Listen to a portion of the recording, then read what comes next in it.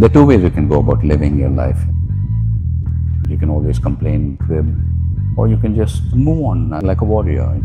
And every warrior goes to battlefield knowing that he will not come back himself.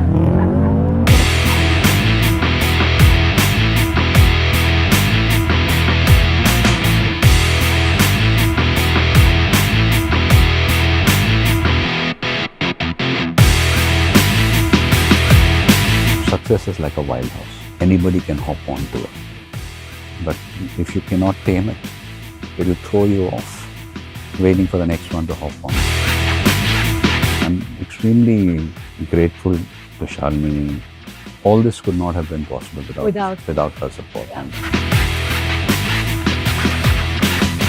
The only thing with motorsports is there are no retakes.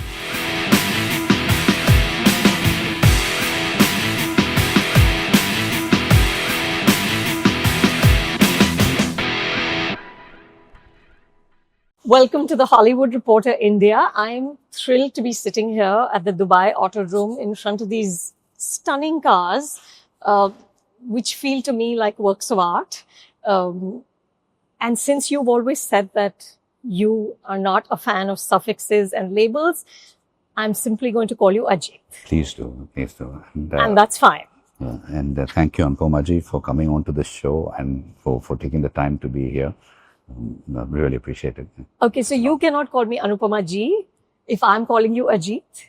Agreed. I call you Anupama. Okay, so I have to tell you that I'm not really well versed with motorsports. My knowledge of motorsports comes from the movies, like most of my knowledge about life. Of course, from Asif Kapadia's Senna documentary, which was stunning, but also more recently from F1. And I want to ask you about something that we saw in F1 right at the end. So Brad Pitt's character, Sonny Hayes, wins the biggest race of his life. There is euphoria everywhere, but he walks away. He leaves to go participate in the Baja 1000, where they do not know who he is. They ask him, "What's your name?" And one of the characters says that we don't pay a lot. So he says, it's not about the money. And another character says, then what is it about? So I want to start with that. Ajith, what is racing about for you? Pushing your limits to appreciate life more. And I'd like to elaborate on that. In a racing car,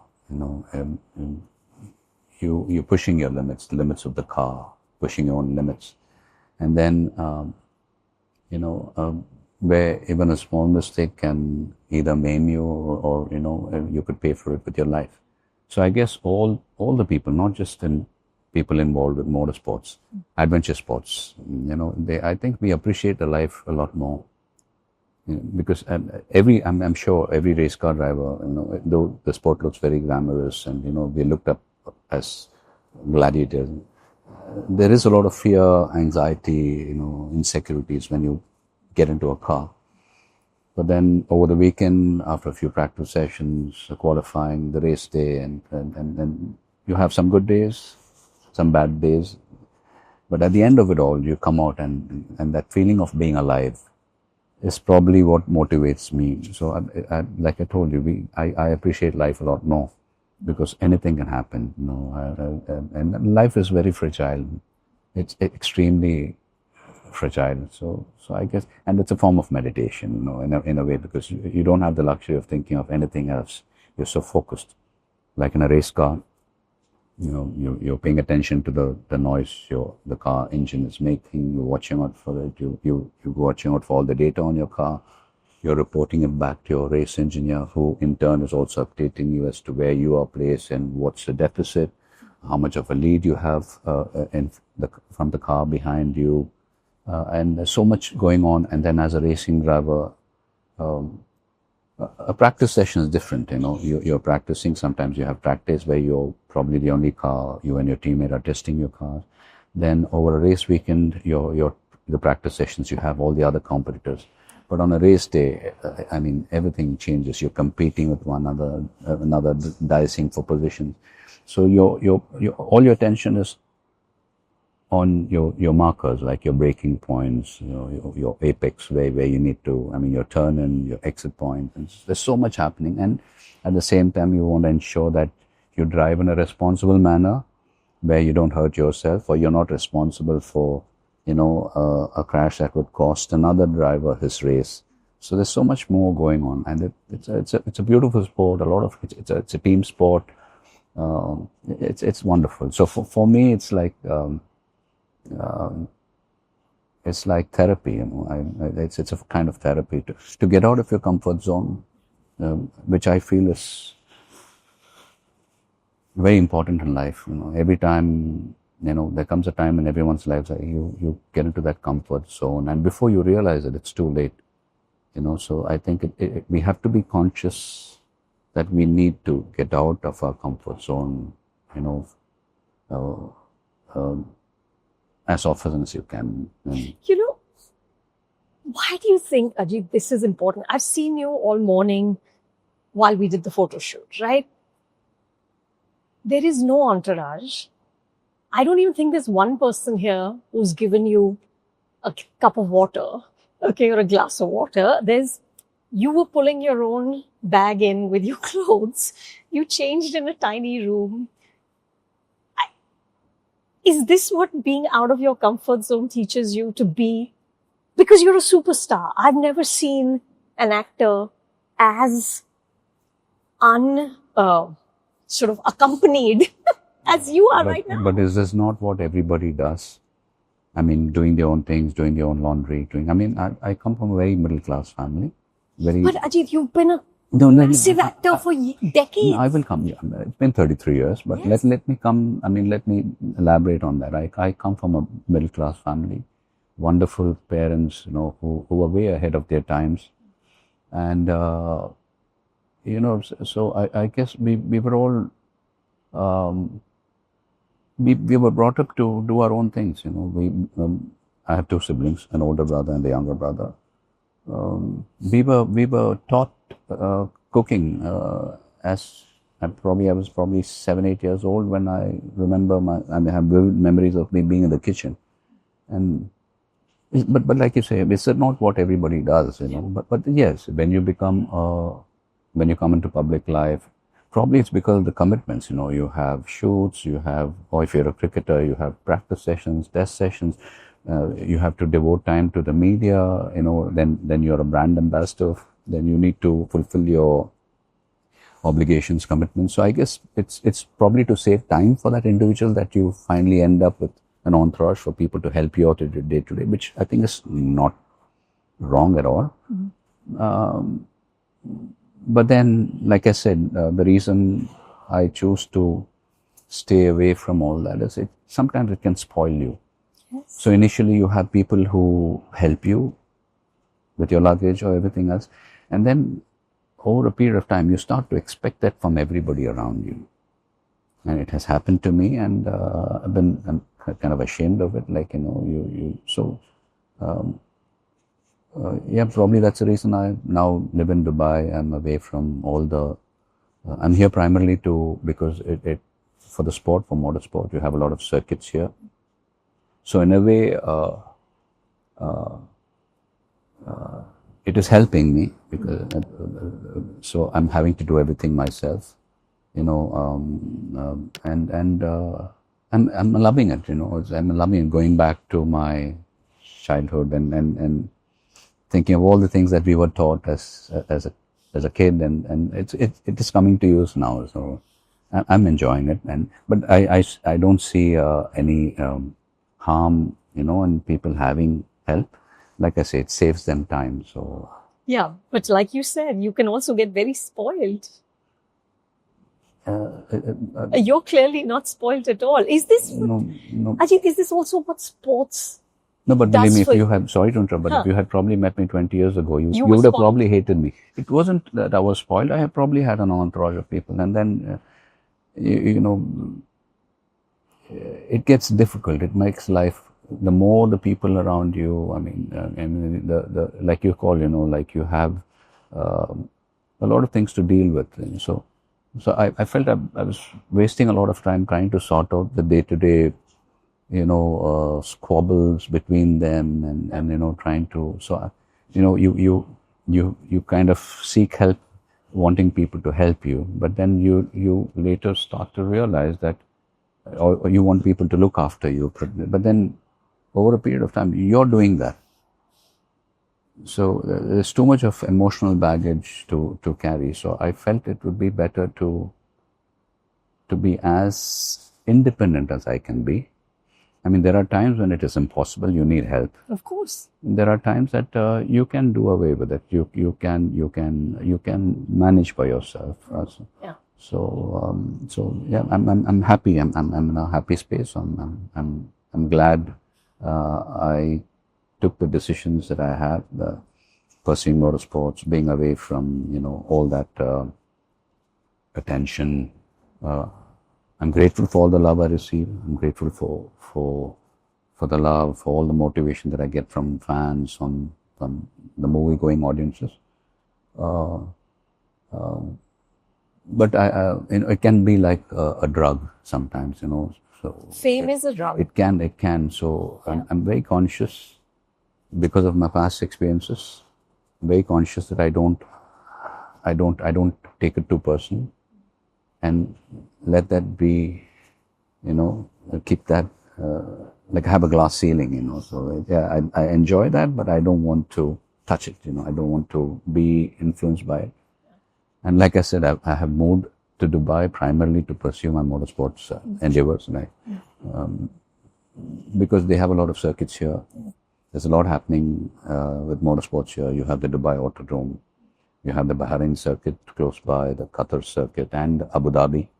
So it gives me the opportunity to practice. There are a few teams based here where I can hire the cars, and practice as often as I can. So I'm happy to be here. Do these two careers sort of inform each other, in the sense that is there a learning from one that you take to another, and vice versa? They complement each other. See, the only thing with motorsports is there are no retakes. Like in acting, I mean, or be it an interview, I fumble on my lines. I mean, we can always go on for another take, or post production, editing. You can correct. You can fix it. You can fix it. Yeah. Here, there's no fixing. No, it's no retake. So, and again, both the professions, be it the film industry. I mean, not just from an actor's perspective, right from the production assistant to the actors. It's it's a very physically, emotionally demanding job. And the same with motorsports. It looks glamorous, right? Both these fields. I mean, people come to a theater, and today, I mean, look at the theaters. They have, the kind of facilities given to the audiences. You can have your refreshments as you're watching the movie, and so many other things. It's high luxury, yeah. High luxury, and so. But you never know what the people go through during the making of the film, right? I mean, there are difficult situations where dealing with the crowd. I mean, so many things. The same with motorsports. But luckily, I mean, with films, you have your they're making videos that come out, so people know. But with motorsports, until F1, the Drive to Survive program happened, Right. people were under the impression that motorsports is all glamour and It's all these sexy cars. I'm glad. I mean, I think Yeah. the Liberty Media have done a great job in reviving the sport by having that web series on television. So now there is a lot of awareness in regard to motorsports as well. So, but they're pretty much similar. Yeah. Pretty much like nobody wants to make a bad film. Same. I mean, so every driver on the circuit wants to win the race. Nobody's there to come second, third, fourth. But then, that it's brutal. And the times that I work extremely hard, not me, all the actors, producers, directors, we work extremely hard to make a good film. And some films go on to become blockbusters, and some films don't even manage to do, survive Yeah. That first weekend. even 2 or 3 shows. Yeah, yeah. And that can be brutal. The same, you practice so much, you work so hard, you do so well in practice, you do very well in qualifying, and then sometimes your race can end before the first corner. So very similar, very similar. The only difference, like I told you, was no retakes in motorsports. You've been asked about the dangers of the sport, right? And there is obvious physical danger. There is, and you've been very zen-like about it. That look, I got hurt when I made movies. I've had to have surgeries. I didn't quit acting. So crashes are a part of this. You're testing the limits of the car. You're testing your own limits. There are going to be crashes, but I'm not going to stop racing. My question is, once you've had that crash, and you have had crashes, what do you tell yourself to get back in that car again? See, the first thing when I have a crash, I try to understand if I have been hurt. That's my first. That's your immediate response. My immediate response is, we're not thinking of the car. We're not thinking. It's first thing, like, how bad am I hurt? Yeah. Or how bad is the car? Can I restart? In fact, there is a video of mine on where my car flipped in Valencia during the Southern European Cup, and my car rolled multiple times. And I shared that video with a lot of my friends, and I didn't realize that at the end of the video, I was trying to start the car to... So the first thing is, like I said, you want to ensure that you're okay, the car's okay. And the next thing you want to, because your adrenaline is pumping, it's really high.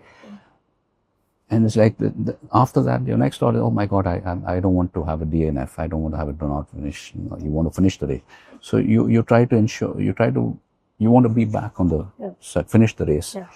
That is what goes through my mind. I don't know how it is for the other drivers. And then, you're worried for your family.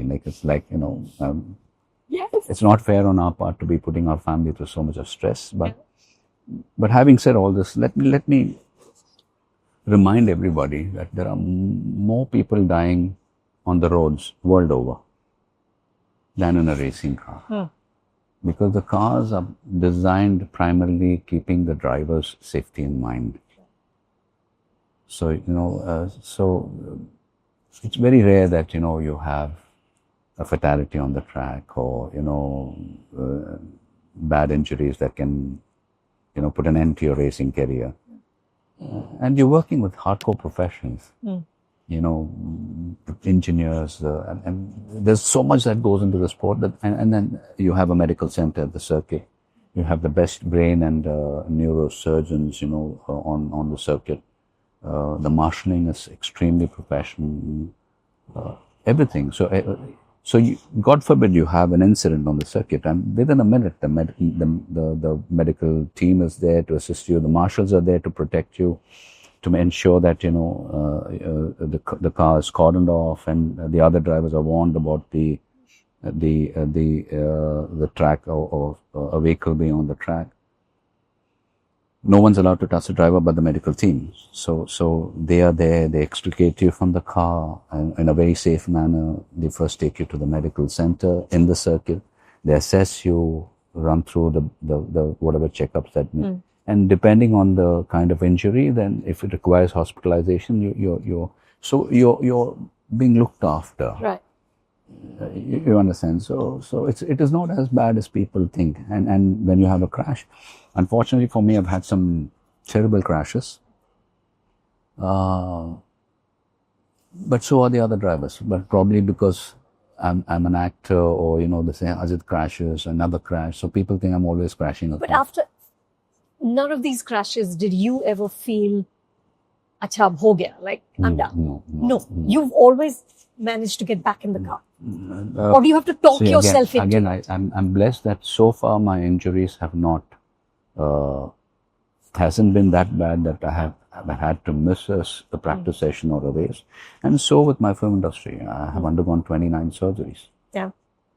Right? So I'm blessed that I've had some very good surgeons and doctors looking after me, who put me back in shape, and I'm grateful to the Almighty, because not many people are so lucky. Yeah.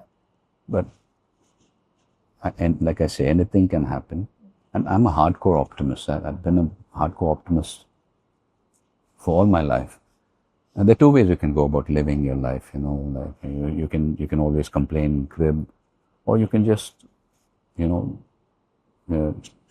take it, learn lessons from it, and Move on. move on. Like a warrior, you move on, and every warrior goes to battlefield knowing that he will not come back home. So, but that doesn't stop him, right? He's fulfilling his duties. And that's the way I'd like to go about life. Just be optimistic about it. Believe in the universe. Believe that everything happening is happening for a reason, and the reason can only be good. Correct. As long as you are not trying to disrupt another person's life. Yeah. Your intent is good. Yeah, your intent is good, and you wish well for everybody. And there's something I'd like to tell you. I mean, even when I message my friends on WhatsApp or whatever, I make it a point to end the message with, I wish you and your loved ones a beautiful life. I mean, at the end of the day, that is what we all want. We want our loved ones to have a good life. Maybe that is why, people who indulge in crime or whatever it is, if you really go to the roots, why is he doing it? He wants a good life. Sometimes they have the talent, but they don't get the opportunities. Yeah. So probably it's a frustration. So I always pray. I pray to God saying, please give everybody what they want. And there are two reasons for it. One is you fulfill your wishes of giving your family a good life, a comfortable life. And then when you have access to wealth and whatever that you have looked for, when you are economically in a sound place, then you will understand what money can buy and what money cannot buy. Yeah. Right? And then you will also understand if you're a giver or a taker. Because I believe there are two kinds of people in the world, givers and takers. So I know a lot of people who say, oh, so-and-so indulges now in charity. If I had money, I would do the same. But believe me, when I say this, they probably, they think that if they had money, they would do. But when money comes to your hand, when you have access, that's when you realize who you really are. Then it's like, no, I don't want to give it. Why should I not work very hard for it? So I pray to God that He fulfills everybody's wishes. And they, otherwise, sometimes some people at the end of their life, they complain about their karma or fate, and they feel very bitter towards the end of their life, thinking that if they had wealth, if they had money, it's totally different. Yeah. It can make you a monster. Yes. It's so many things. So it's like a wild horse. Success is like a wild horse. Anybody can hop onto it. But if you cannot tame it, it will throw you off, waiting for the next one to hop on. So I think in bad times, we're all very, be careful with the decisions that we make. It is during good times that we need to be even more careful. Because that's when we make all the mistakes, that then when the bad time comes, they all multiply and, hit us hard. Absolutely. Yeah. But did the sports help to construct this character of Ajith, this person who can see fame for what it is and can be detached? Has sports helped you to be this person? Very much, very much. Shalini and myself are making sure that I have a daughter who's 17, I have a son, he's going to turn 11. They're very much into sports. They went badminton, my son plays football, my daughter loves badminton, music. My daughter's a very good vocalist. She plays the piano. My son plays the piano, the guitar. He's a good vocalist too. So I mean, yes, education, schooling. All that is fine. But I think sports and music, they help you develop your personality even more. She posted this lovely reel on Instagram where your son is sprinting. Right, he's in a school race and he's way ahead of everybody else, and she captioned it like father, like son. I'm extremely grateful, to Shalini. I don't think I'm an easy person to live with, and in the sense like be it my sport, be it my films, I like to perform my stunts myself. I know I put her through a lot of hard times, but never has she ever stopped me from, she's been very supportive. All she tells me is, Ajith, as long as you know what you're doing, as long as you're following a protocol, like we'll come to that later, like, she says, just take care of yourself, and she knows I have, even from the time we were seeing each other, and I got married, and within 2 years of being married to her, I got back to racing. I participated in the Formula 3, British Formula 3, and then the European Formula 2 season. So she has always been very supportive. In fact, till the kids came, like she would be with me, visiting me, for my races, being there. I'm very, all this could not have been possible without her support. Yeah, and honestly. So tell me, what does quality family time look like? Like when you're in Chennai, what do you all do together to make up for these absences? I'm confined to my home most of the time. Yeah. Because essentially you're too famous to go out. It's very difficult. I mean, that is one thing, like fame is like a double-edged sword. Yeah. It gives you so much, but it also takes away a lot from you. Like, I'm grateful to my fans for all the love that they give me, but it is also because the same fans that I hardly get to be out with my family. And not me, I don't know if I have the right to speak on behalf of the other actors in the world, not just Indian cinema, the world cinema. I think we're all very grateful for all the love that we receive from the media, from the public, from lovers, neutrals, haters, and all that is. But it also deprives us of a lot of other things. Yeah, in terms of comfort, a good lifestyle, yes, it gives you a lot. But the things that really matter to you, it takes away all that from you. Like, I can't go to my son's school, drop my son. I've tried doing that. I do it for a day. I do it for the second day. By the third day, people know that I would be visiting the school at this particular time. And then by the time, there have been times that where I have been asked to leave in a very polite way. Because you're creating too much commotion. Yeah, exactly. And unfortunately, sometimes people think that we are orchestrating this, which is not the truth. I don't think any of us do it orchestrated. It's just that they love us so much that when they see you in person, in flesh and blood, they want to see you, take a picture with you, touch you. That's the flip side of fame.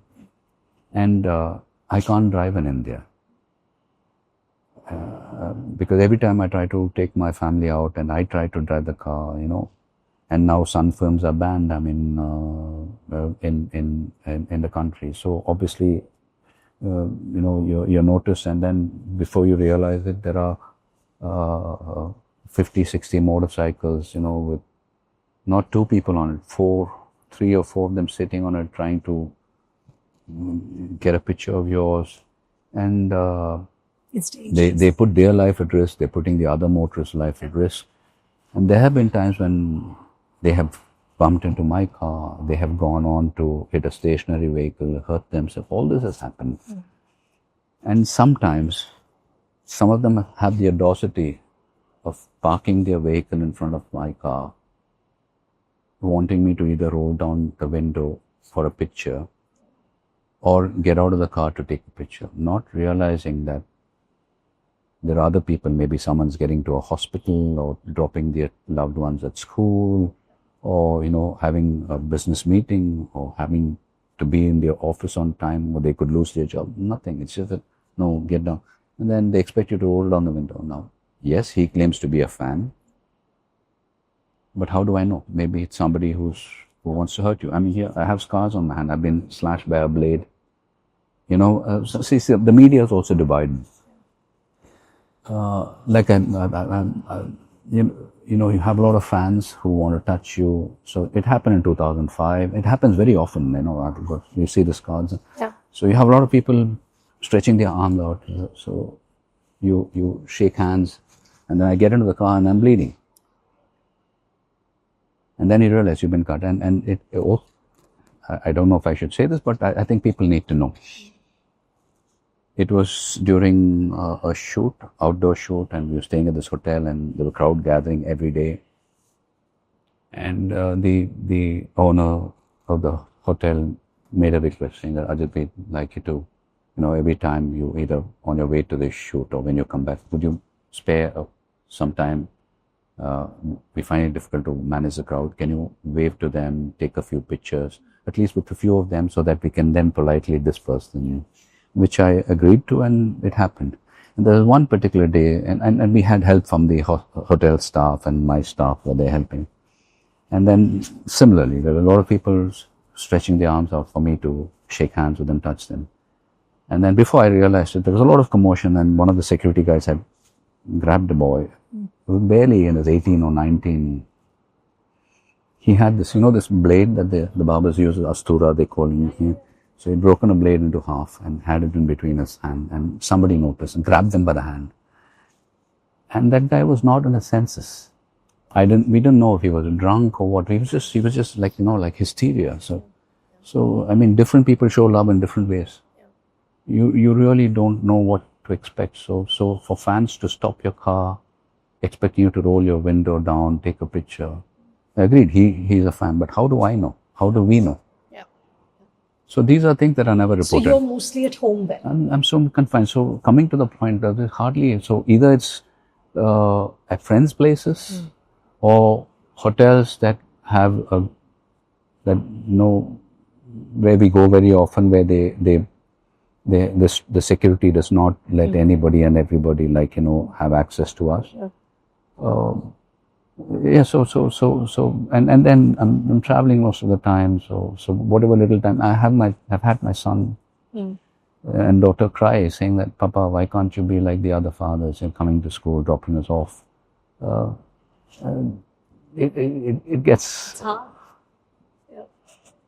It is hard. And then there was this incident that happened. It happened in an election during one of the elections. I'd gone to cast my vote. A lot of commotion, fans, and there were these fans who were taking pictures, not just me, but all the who and who of who come to that particular booth to cast their votes, taking pictures. And it so happened that I happened to grab the phone from that boy, and that video went very viral. I got shafted by a lot of them saying that, oh, Ajith, arrogant, with all kinds of headlines saying that. But if one of them from the media had to just pan the camera and let people see what is it that really pissed me off. There were these boards all over that very clearly said, photography prohibited and violators would be fined. But then what happened was that people never got to see that. So initially when I got to the booth, I was politely trying to tell people, please, it's an election booth, please, they wouldn't listen, and then this happened. So I was made to look like the bad guy, and the boy who had violated the law was made to look like the victim. So what happens then is, then he feels he's entitled because you have certain sections of media standing up for him. Yeah. So then he feels that he's entitled to do whatever he wants. So having said this, I think moral code of conduct in a public place applies to everybody. Exactly. To the media also, celebrities or sports personalities, to everybody. I just hope that theatres, the first day, first show, let's say the first couple of days, fans, today I have a good life thanks to the fans. We love all that love, all that attention we get. But I think there has to be some kind of it needs to be, what should I say, monitored. The theatre owners spend so much of money in upgrading their theatres. And then you have, in the name of celebration, bursting firecrackers, damaging the seats, tearing the screen, asking for, okay, now it's digital. There was a time when, you had the reel and they would block the screen, demanding that, you replay a song once more or fight sequence one more. If the theatre people do not oblige, then they tear the screen. Come on. All this needs to end. But then again, like I said, the media is also divided. One section of the media highlights all this. Correct.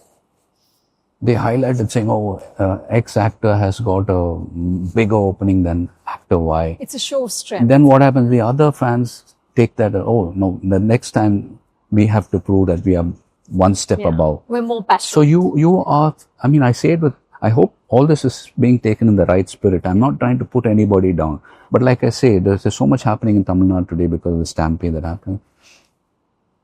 That individual alone is not responsible. We are all responsible for it. And I think even the media has a part to play in this. Today, I think we have become a society that's so obsessed with gathering a crowd to show your clout. All this has to end.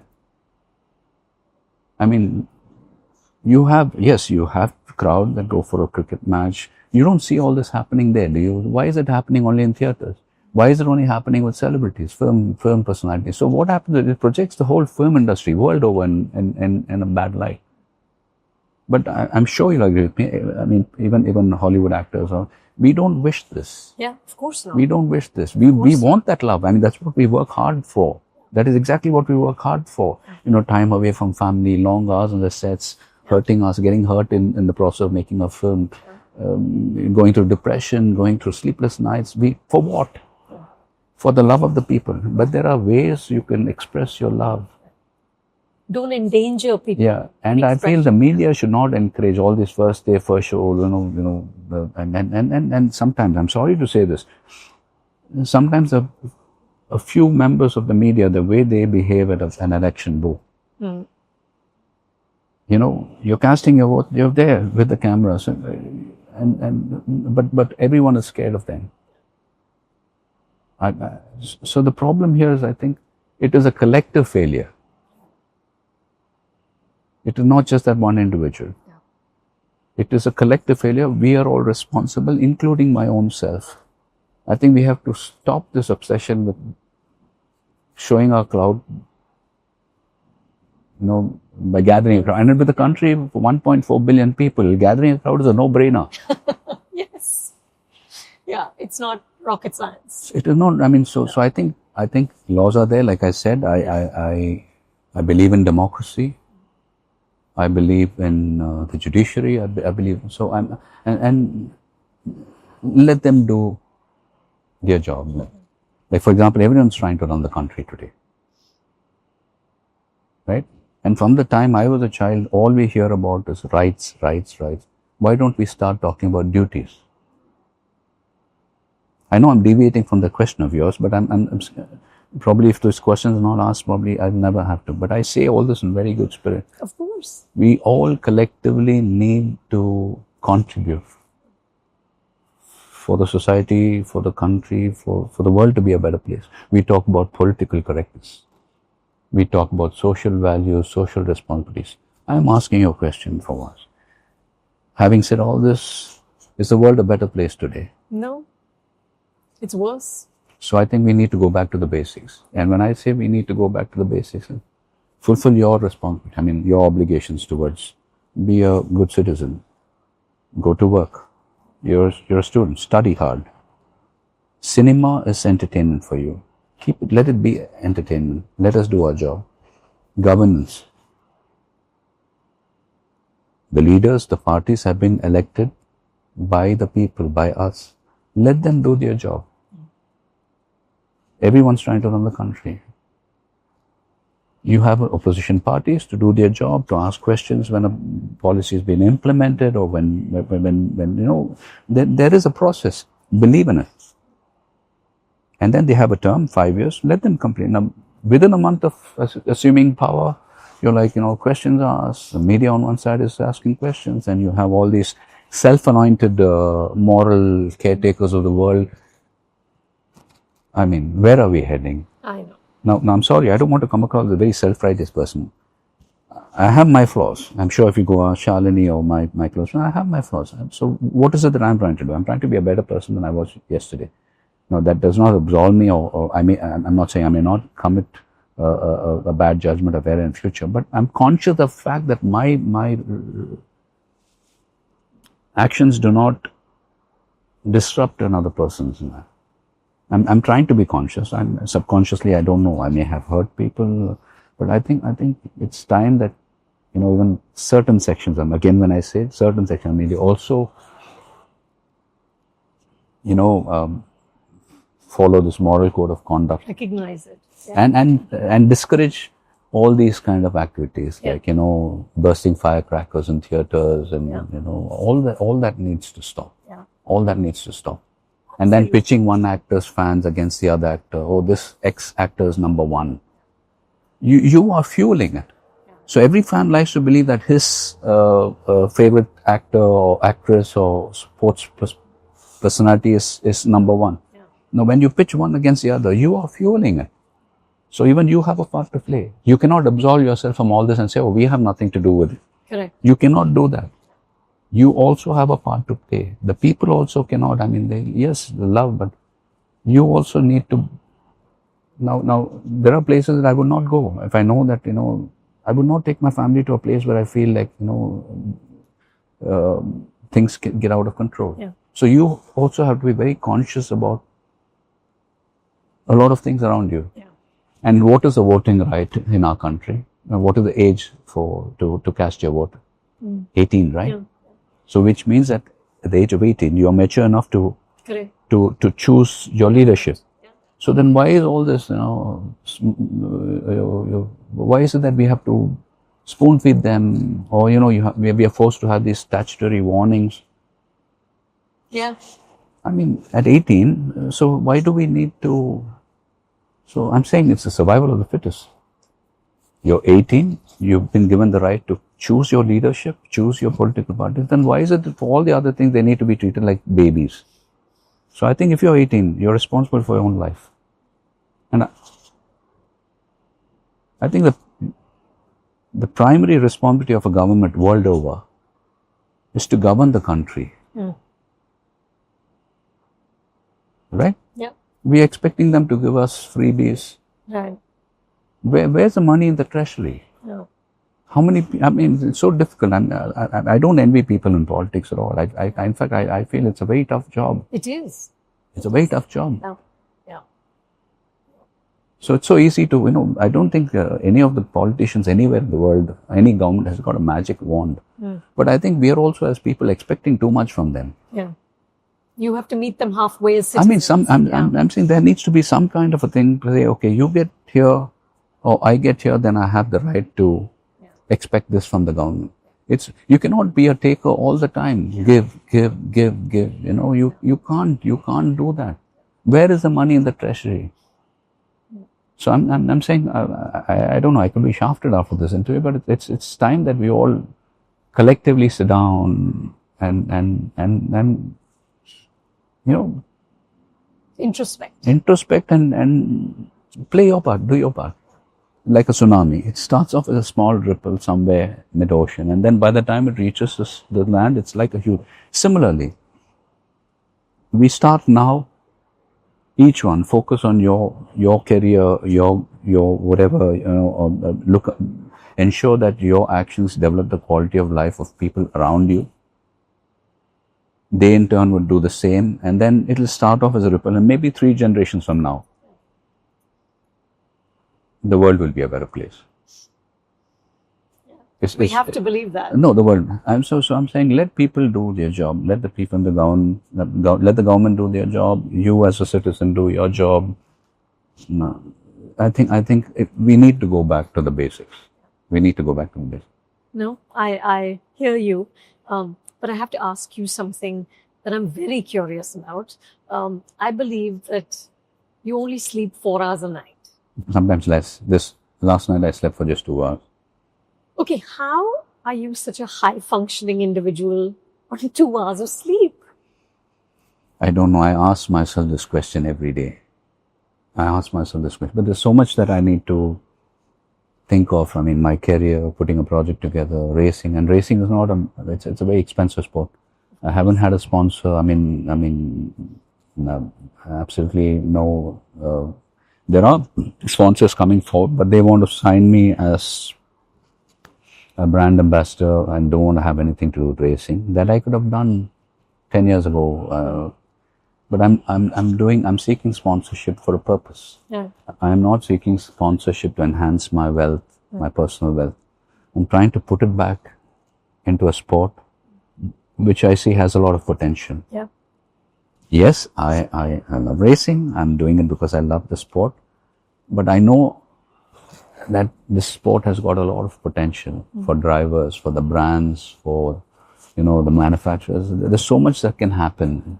I'm knocking on every door that I can for sponsorship. So that's one part of me, There's so many other things that I'm thinking of. So, but I'm sure everything will fall into place one day. I'm sure. It will, because you're fully functional on 2 hours of sleep. Thank you. I'm grateful to the universe. I'm grateful to God. And that too without any makeup. It's It's amazing. I don't wear makeup in my films. I don't. So. You look incredible. Anyway, I have just the last few questions. One is that you have said that now the way you're going to do the racing is that October to March, which is racing season, you're not going to shoot any films. And then the other months, you're going to be an actor. Does that mean that you'll be listening to scripts while you're racing, or all movie work is only in those months? No, it's happening. It's happening. I may start filming in a couple of months. So AK-64 might... It may, probably by Jan we should have an announcement. So okay, that's happening. So this coming year I may film and race, together. So yeah. So I'm working on both. And again, like, I'm looking forward to the racing season as well, because Narain Karthikeyan, India's first F1 driver, is on board. yeah, And we're doing the Asian Le Mans series. So we have races in Malaysia, Abu Dhabi, Dubai. Looking forward to it. And there are two championships I'm taking part in. One is the Asian Le Mans, and the other one is the critic 24-hour endurance series. So we're looking at 6 race weekends with, double headers, like 2 races per weekend. So that's 12 races, beginning first week of December until end of Feb.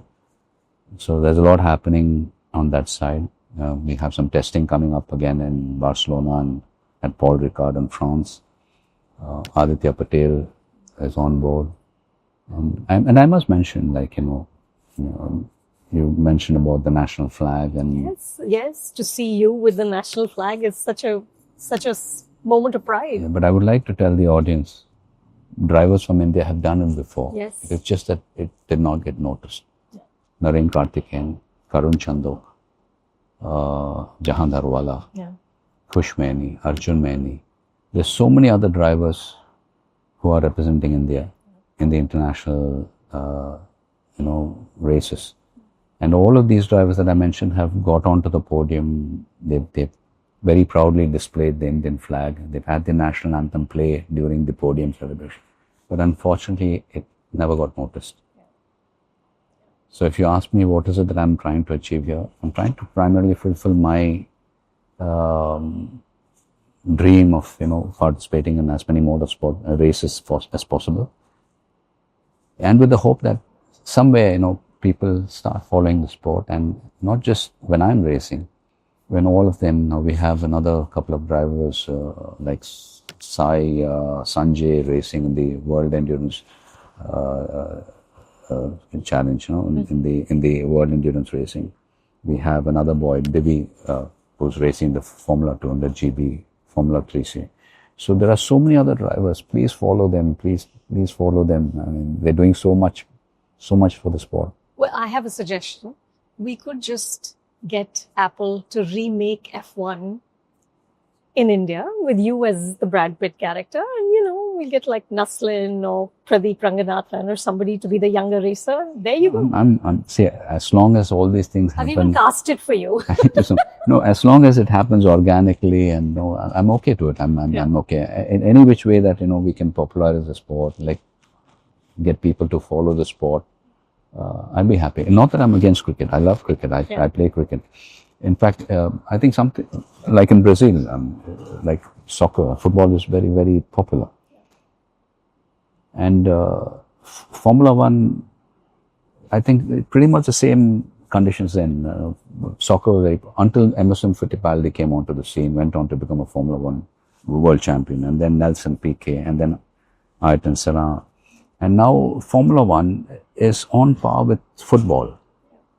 So I'm not trying to put any sport down. I'm saying I hope and pray that someday motorsports, I'm not wishing that it'll be as more popular than cricket. I hope it's as popular as cricket. Yeah. And sponsors also come forward to support the sport in any which way possible. I'd be a very happy person if that happens.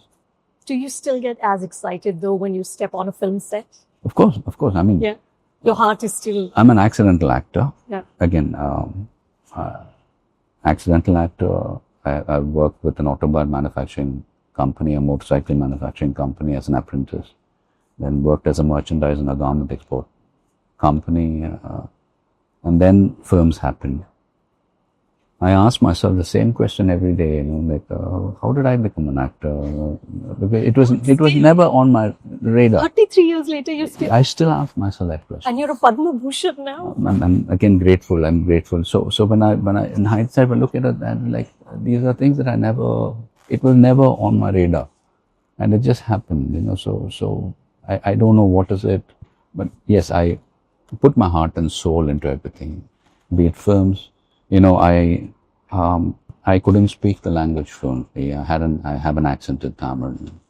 I worked on it, and I was initially asked to change my name because they felt it was not a very common name to have, and then I insisted that no, I would want to have my name, and I would not want to have any other name. So a lot of challenges, and I overcame everything because I followed the protocol. Now, even when it comes to racing, I'm probably working as hard as a 19-year-old or a 14-year-old who wants to make racing a career. So as long as I think and so for which you need to put the right team together. So as long as you're doing that, I think it's fine. So I've been very lucky, be it the directors, producers, the technicians I've worked with, or people involved in motorsports have all been. I'm learning so much from all of them, and I think there's no end to learning. So as long as you're open to, advice from others, you learn. Just continue. I have one last question. Senna is, of course, your favorite racer, and we're sitting in front of the McLaren here, which was the car he raced in.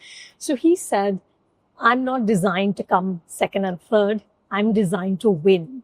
So is Ajith Kumar also designed to win?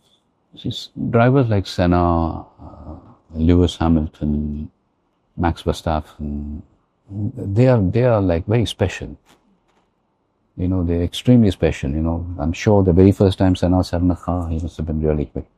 I have never claimed to be a great racing car driver or the best racing car driver to have represented India. But I'm hardworking. I'm willing to follow the protocol. I'm willing to pursue it the way it is meant to be. Right? So I hope I get to the highest level in terms of my own abilities, and I can make all of you proud. That's all I can hope for. But believe me when I say this, I'm doing things the way it is meant to be done. No shortcuts. I'm not seeking any entitlement here. No, I'm like even my next film. I approach every film like it was my first film. Let's say if I've had a blockbuster, I put that aside. And I tell my directors, there are times when directors or producers approach me for my date and say, sir, we want to do this project, 100 days. And I tell them one thing very clearly. I said, look, I know it takes about 100 to 120 days to put a film. I'm giving you 100, not giving you 100 days. I'm giving you the last 33 years of my life. I'm placing it in your hands. It's not 100 days. It's all that I have done the last 33 years. I'm placing it in your hands. You don't have to take me to the next level, but don't set me back. Yeah. And let us all grow together. This is what I tell every director, every producer, every time I start my neck. So if I come with a blockbuster, I tell them, look, that's over, That's done. My first film, your first film, irrespective of what your earlier film. That's how I approach films, and that is how I wish to approach my racing as well. Yes, we've had some great races, we had some podiums, had some terrible crashes, DNFs, but no, I put everything aside. My next race is my first race. And I guess I like to live my life that way. Live every day like it's a brand new day. It's a clean slate. Yes, and keep the lessons in mind. Lessons that we learn on the way, keep them, at the back of your head, and look forward to a good future. Soldier on. Soldier, a gladiator, a soldier, a warrior, whatever you want. Well, please know that we'll all be cheering for you, Thank you. including those of us who know very little about the sport, but it's so inspiring you just see you do this Thank and you. to take this shot. Thank you, Anupama. And I hope, I request everybody to take whatever I have said in good spirits. I'm not perfect. I have my flaws, but I hope all this is taken in good spirits, and we all sit down and introspect, and then look forward to another day, a new day. Thank you so much. Thank you. Hello, I'm Ajith, and you're watching me on Hollywood Reporter India.